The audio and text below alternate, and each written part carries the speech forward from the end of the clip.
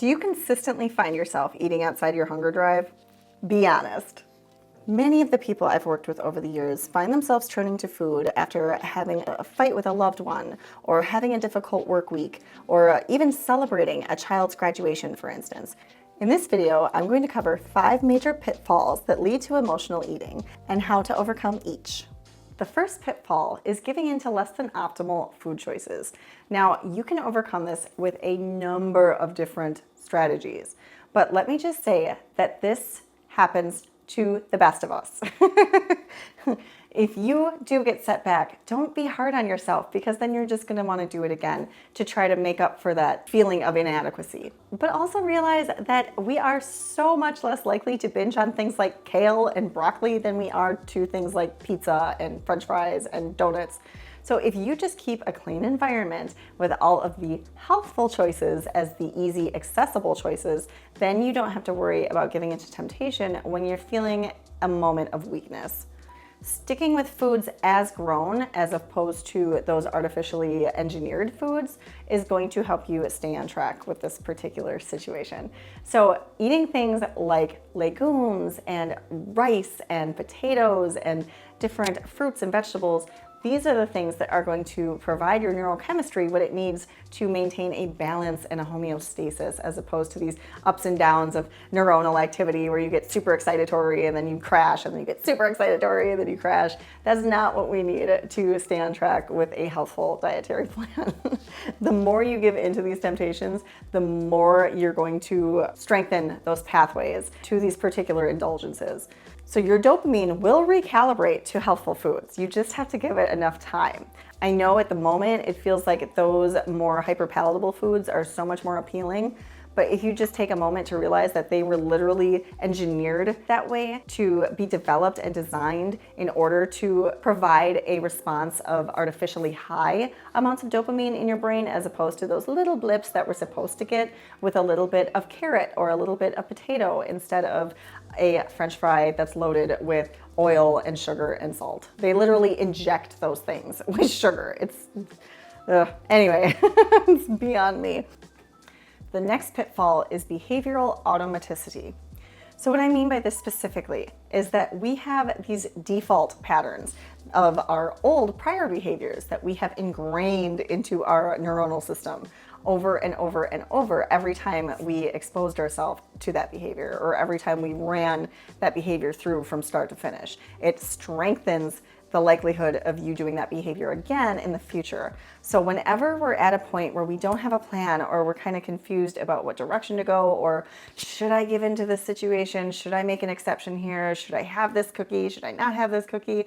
We are likely to default to old programming, so to speak, if we were to not have a plan going into that situation. So knowing that you are not going to eat that cookie before you get to the party, that's when you're so much more likely to not give in, even at a weak moment, than had you not had a plan in place. So just being aware of these default mechanisms that we tend to fall into when we want to throw our hands up like, I don't know what to do, or I'm so sick of analyzing this, or I'm so sick of working against my innate biology. Just know that we're all going through the same process. We were not meant for this environment. It is completely backwards.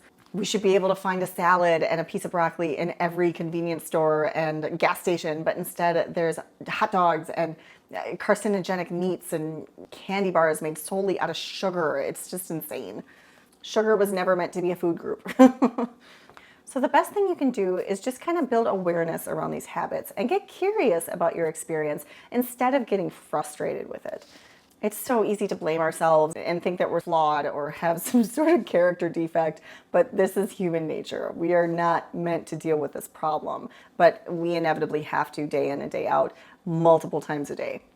So what do I mean by get curious and build awareness around this? So you want to sit with the feeling. You want to sit with the discomfort and just be curious about it. Why am I having this emotion? When is this usually happening? And what's going on around me when this usually takes place? How do I typically respond to it? How do I feel I need to respond to it, or I'm somehow provoked to respond to it?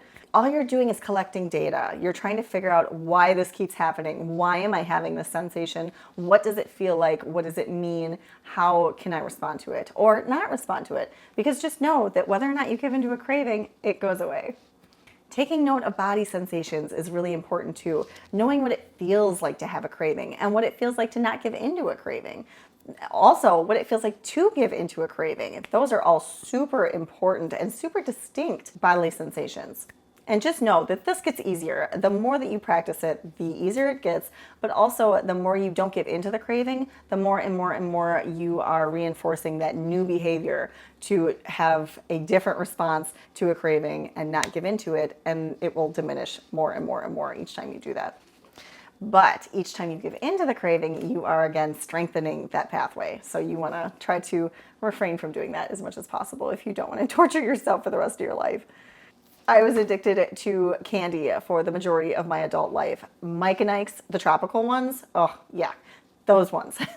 Those were literally my breakfast, lunch, and dinner for the majority of my college education, and it was disgusting. I will be the first to say, disgusting. I had a roommate that actually told me, Karli, that's so gross. And I was like, what could possibly be wrong with starting your day off with these bright, colorful concoctions? Thankfully, that's not a part of my life anymore. So ultimately, we're trying to break this cycle of giving into the craving and create new automated responses.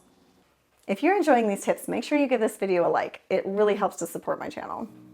The next pitfall I'm sure all of us have endured from time to time, and that's burnout and overwhelm.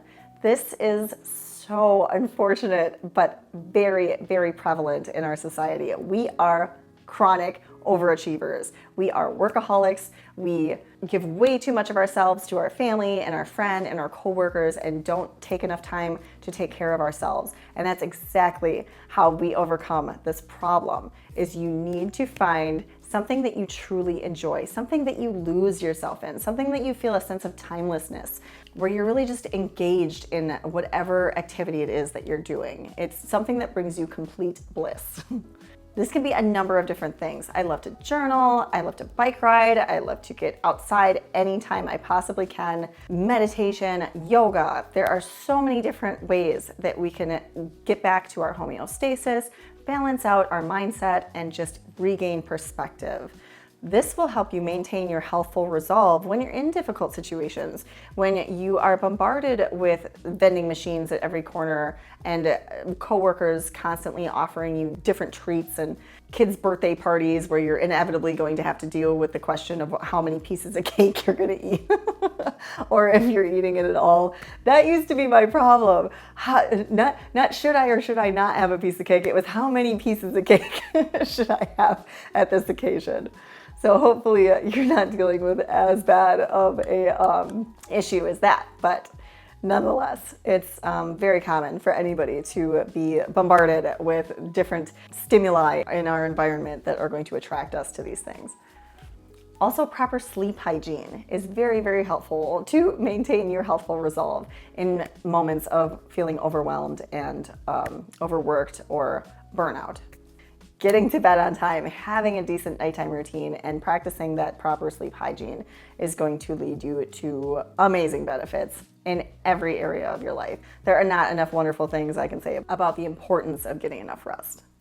Also, practicing self-compassion is so essential when it comes to dealing with feelings of overwhelm and burnout, because if you are hard on yourself, we are our number one critic. Let's just face it. So if your narrative is constantly circling around this negative filter of how you need to do better and everything you do isn't good enough, and this person's doing it way better than you are and they make it look so easy, and you just continue to fall behind, like, those are so problematic and they're not serving you in any way, shape, or form. So just pack them up and throw them out. The next common pitfall I often see in my weight loss clients is this one: skipping meals. Hunger will always override rationale and reason. So don't ever anticipate that situation to go a different way. If you haven't eaten, if you haven't provided your body with proper nourishment throughout the day, you are inevitably going to give in to emotional or some kind of stress eating. And the reason I put quotations around that is because there is so much controversy around it. So I'm not going to give you my opinion in this video, but just know that there are different perspectives on this particular topic. Many people have a tendency to want to skip breakfast first and foremost because they think they're doing themselves some kind of service by pushing their meals off till later in the day. Maybe I'll eat less if I don't eat breakfast. So research consistently shows that those who skip breakfast eat more calories than those who don't skip breakfast. That's crazy. How is that even possible? But it is, because you consistently rev up that hunger drive and that innate urge to overeat when you don't feed yourself properly at the right times. So don't be a hero. Don't drink your coffee instead of eating a nice, nourishing meal for breakfast. But not just breakfast. Lunch and dinner are just as important. So making sure you're consistently eating at different intervals throughout the day, maintaining that satiety factor so you're not consistently hungry and gravitating towards less than optimal, healthful options. Again, I cannot emphasize enough how important it is to get a little bit of starch at each meal. Some rice, some millet, some quinoa, some beans, squash, potatoes, sweet potatoes. All of these things are going to help maintain your feelings of satiety and fullness throughout the day. This last pitfall is unbelievably important and under-recognized, and that's refined food addiction. The majority of people I work with have at least some caliber of this. Whether it's extreme or minimal, it's existent and it's detrimental, and it's very, very unlikely that people will succeed without acknowledging these addictions are actually taking place and are actually part of the problem.